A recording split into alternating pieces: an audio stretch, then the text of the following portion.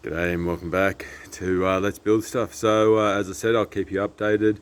Today in Australia it's hotter than, I don't know, 15 things that are hot. You could nearly cook an egg on my shoulders. It's that bloody hot. Anyway, let's have a look at the place, see what we're up to. Alright, windows are going to be coming out tomorrow. Stripping the house back.